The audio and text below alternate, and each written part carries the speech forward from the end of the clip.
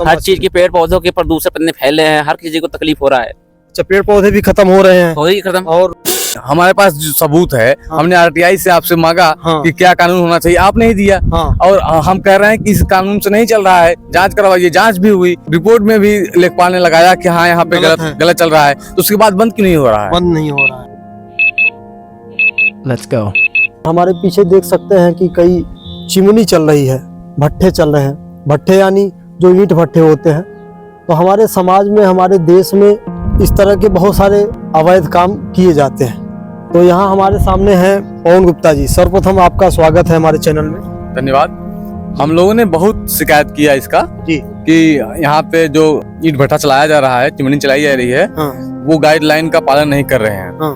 तो बहुत सारे अधिकारी हैं जो चलवाते हैं, पैसे लेते हैं, अच्छा। वो ये सब चीजों को दबा दे रहे हैं। हाँ। लेकिन अभी हाँ। हाल ही में सुप्रीम कोर्ट का एक जजमेंट आया है, जिसमें उन्होंने कहा कि जी प्रदूषण से जो जलवायु परिवर्तन होता है, हाँ। उससे व्यक्ति का जो उस क्षेत्र में रह रहा है, हाँ। उसके राइट टू लाइफ का हनन हो रहा है। अच्छा। ये संविधान के अनुच्छेद 21 में है, हाँ। राइट टू लाइफ, जीने का स्वतंत्रता का अधिकार है, सब सही से जी पाए, हाँ। इसका अधिकार है। अगर जलवायु परिवर्तन से हाँ। लोगों के स्वास्थ्य पे हाँ।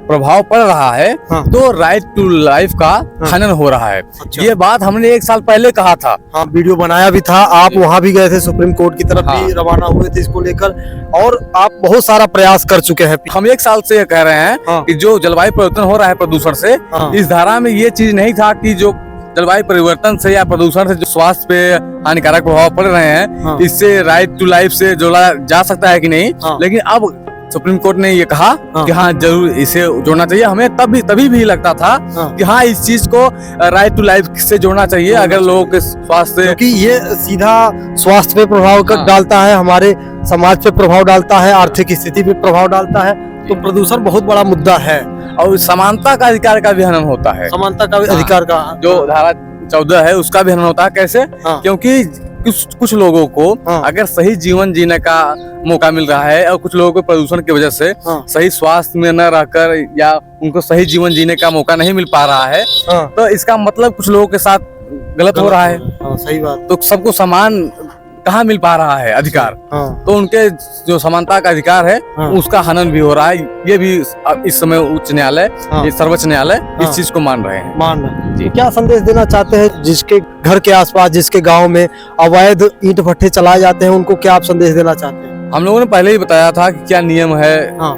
चलाने का भट्ठा, हाँ। और जिसे चाहिए कि हाँ कैसे पता चले क्या नियम होना चाहिए, जी। तो वो आरटीआई से पता कर सकते हैं। आरटीआई से पता लगा सकते हैं कि किस तरीके से भट्टे चलाए जाते हैं। हाँ। तो आरटीआई से वो लोग। तो आपके गांव में कितने भट्टे हैं? हमारे गांव में 5 भट्टे हैं। 5 भट्टे हैं। तो कितना, क्या नियम है आपके गांव में, भट्टा कितना चलाया जा सकता है? देखिए, एक भट्टे से दूसरे भट्टे की दूरी 800 मीटर होना चाहिए, हाँ। जबकि वो नहीं है। यहाँ तो बस पीछे देख सकते हैं, मेरे 2 भट्टे पास में ही हैं। बिल्कुल।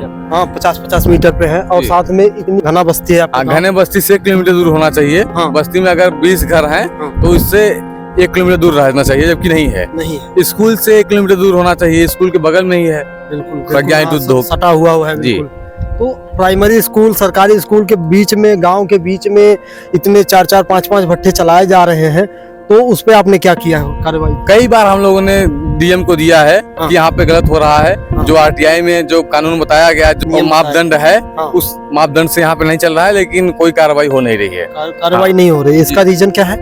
यही कि वो लोग पैसे लेते हैं इनसे, जो अच्छा। प्रदूषण विभाग के लोग हैं, वो प्रदूषण। डायरेक्ट डीएम को टैग हाँ, कर रहे हैं। जब बार बार हमने कहा कि हमारे पास जो सबूत है, हमने आरटीआई से आपसे मांगा हाँ। कि क्या कानून होना चाहिए, आपने ही दिया। हाँ। और हम कह रहे हैं कि इस कानून से नहीं चल रहा है, जांच करवाइए। जांच भी हुई, रिपोर्ट में भी लेखपाल ने लगाया कि हाँ यहाँ पे गलत चल रहा है, तो उसके बाद बंद क्यों नहीं हो रहा है? बंद नहीं हो रहा है। जी।